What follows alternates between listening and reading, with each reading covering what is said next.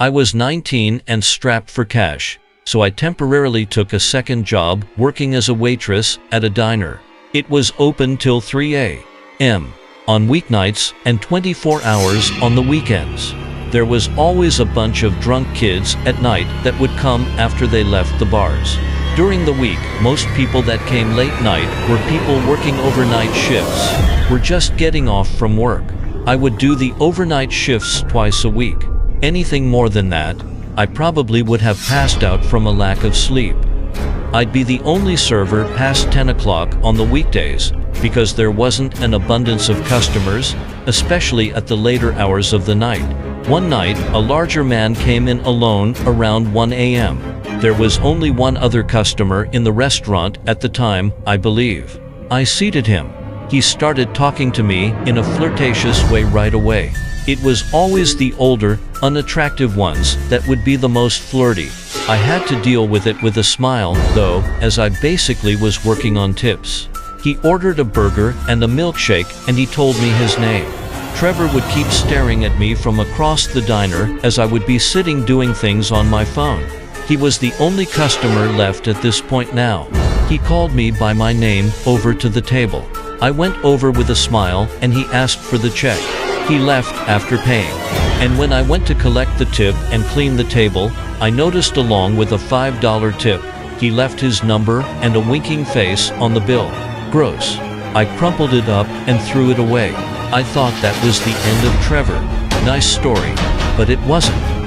A few nights later, in came Trevor again, super late at night when no one else was in the place. I greeted him and sat him to a table. He actually hit me with a "how's my favorite server doing tonight," which was odd considering I only served him one time. He again started some conversation with me and I was way too exhausted for this, but I had to put a smile on my face and entertain it. I thought maybe this time he'd give a better tip if I acted interested, but that backfired because he mistook my friendliness as interest and invited me to come on his boat sometime. I asked what kind of boat it is to play along, and he showed me a picture of this tiny little thing that could barely fit two people based on the looks of it. I said, "Oh, wow, my dad has a boat, too." I should have said boyfriend, looking back now. But I was trying to get a good tip out of him. Yes, for my number. And I told him I'm not allowed to give customers my number. I could get fired. He actually believed this. But after he left, he once again left his number on the bill, this time with a note saying something along the lines of, "I bet you were just shy last time. Don't be shy this time. You can text me. It'll be our little secret," followed by another winking face. He again only tipped $5. Well, I hope to not see him again, but this wouldn't be a story if I didn't.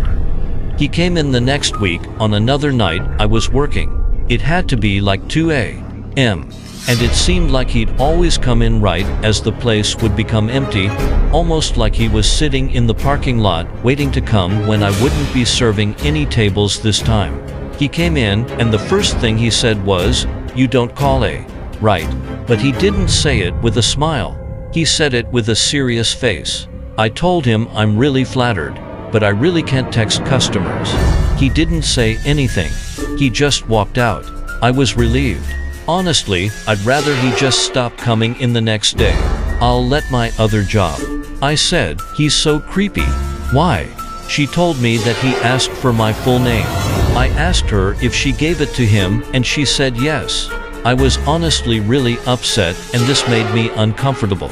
She said that he claimed he just wanted the name of the really amazing waitress from last night. Later that day, I got a text. It was from Trevor.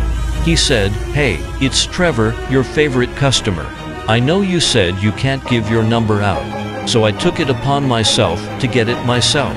Now, you didn't break any rules." I was at a loss for words. I blocked the number and hoped that would be the end of it. But later that week, after I got off from work, I found an envelope tucked under my windshield wiper. I grabbed it and got my car. Its contents were disturbing. It was a bunch of pictures of me,